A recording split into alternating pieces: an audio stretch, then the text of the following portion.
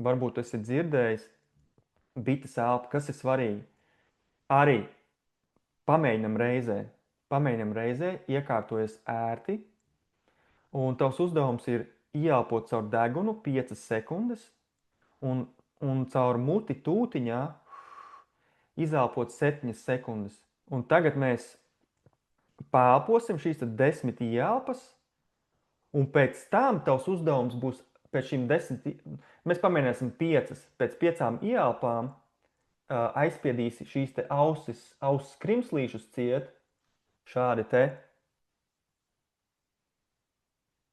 Un tavs uzdevums būs ievilkt elpu, un pēc tam aizspiežot šos te ausis krimslīšus, tu pēc tam caur degunu laid ārā gaisu un skaņu.